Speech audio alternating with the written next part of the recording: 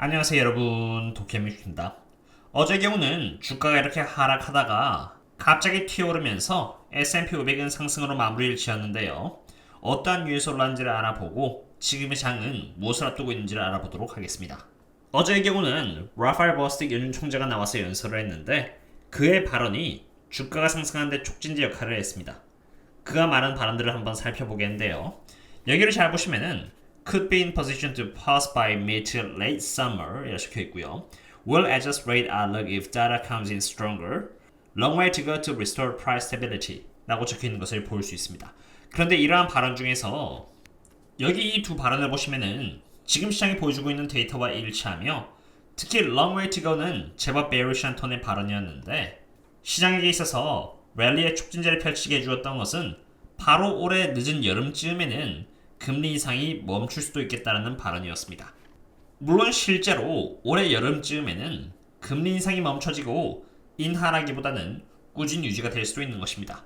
그리고 올해 늦은 여름쯤에는 금리 인상이 멈춰진다는 것은 앞으로 3월, 5월, 6월, 7월 그리고 잘못하면 9월까지도 금리가 인상이 되었다가 멈춰질 수 있는 것이죠.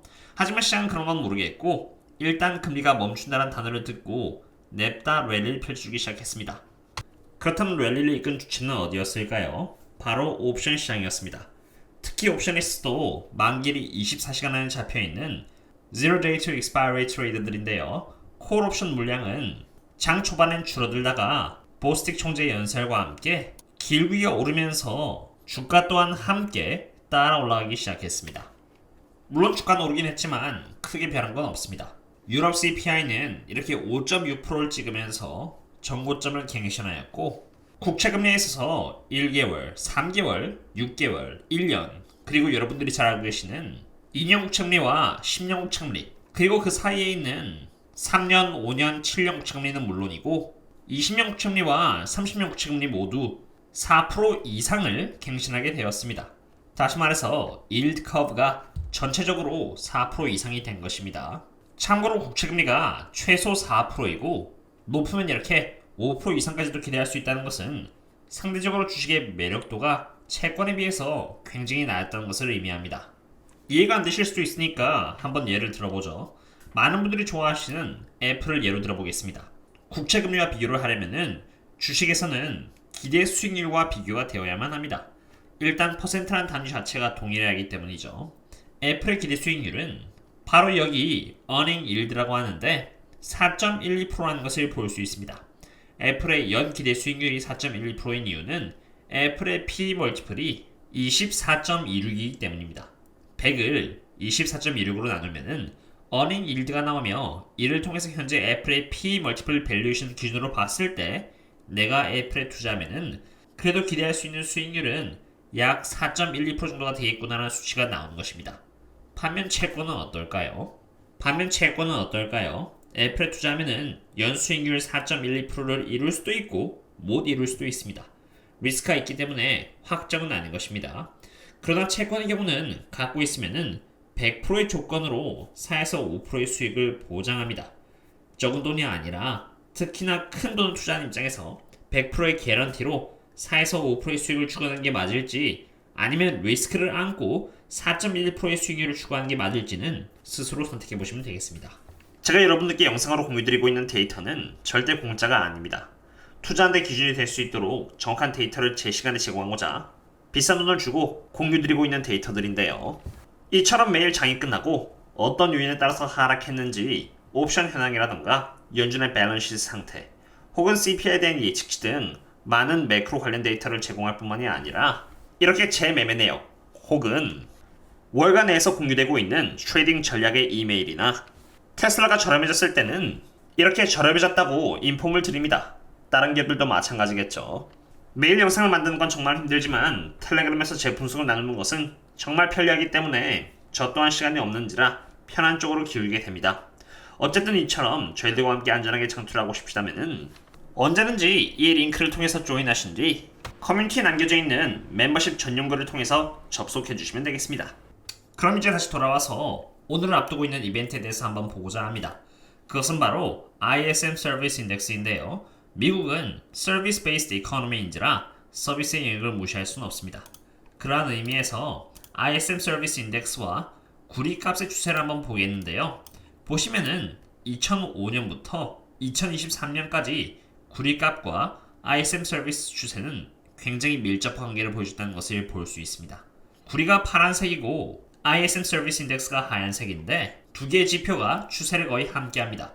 그런데 최근 들어서 구리는 굉장히 많이 반등을 한 반면 하얀색 차트인 ISM 서비스 인덱스는 반등을 해주지 못했습니다. 결국 둘 중에 하나인 것입니다. ISM 서비스 인덱스가 꾸준히 하락을 하면서 머지않아 구리값이 따라 내려오든가 아니면 구리값이 이렇게 상승을 유지하면서 결국 ISM 서비스 인덱스가 이렇게 뒤따라오든 둘 중에 하나인 것입니다. 그런데 만약 구리값이 유지를 해준 상태에서 ISM 서비스 인덱스가 반등을 해주는 모습을 보인다면은 그것은 경기 침체는 한창 나중의 일이고 경제가 굉장히 강하며 인플레이션이 끈질기다는 것을 의미하는 것이기 때문에 연준 입장에서는 금리를 계속 올려야 한다는 것이나 다름없습니다. 실제로 ISM 서비스 인덱스와 CPI 결과값도 밀접한 상관관계를 갖고 있습니다. 다시 말해서 이번에 ISM 서비스 인덱스가 높게 나오면은 CPI도 높게 나올 확률을 배제할 수는 없다는 것을 의미합니다. CPI가 높아지면은 연준 입장에서는 금리를 올려야 하기 때문에 당연히 주가에는 악재인 것입니다. 그리고 저는 개인적으로 인플레이션이 굉장히 끈질기게 버텨줄 것이라고 생각합니다. 이것은 US Break-Even 1year부터 10year까지의 지표인데요. 쉽게 말해서 1년에서 10년 뒤에 인플레이션 수치가 얼마나 되어 있을지를 보여주는 차트로 가장 가파른 반등을 보여준 해는 US Break-Even First Year과 US Break-Even Second Year이라는 것을 볼 수 있습니다. 다시 말해서 시간이 지나서 앞으로 1년 혹은 2년 뒤에도 인플레이션은 3.3%에서 3.5% 정도가 되어 있을 것이라고 지금 예측이 되고 있는 것입니다.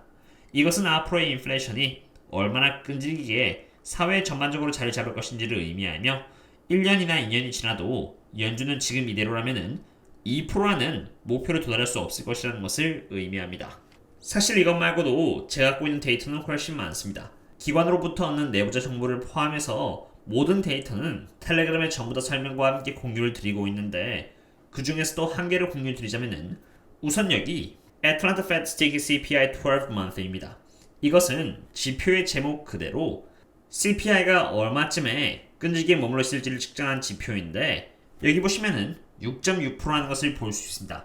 다시 말해서 웬만해서는 6%대에서 떨어지지 않고 CPI가 버텨준다는 것을 의미합니다.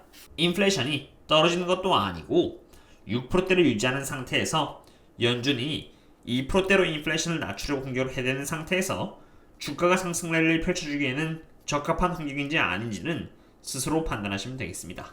오늘은 어제 어떠한 이유에서 주가가 올랐는지 그리고 여전히 앞으로의 매크로 전망은 어떠한지 등에 대해서 알아보았는데요. 오늘의 분석은 이 정도로 하도록 하겠고요. 다들 조심히 주셨으면 좋겠습니다. 그럼 다음에 또 다른 분석과 기시하도록 하겠습니다. 그럼 다음에 또 만나요. See you later.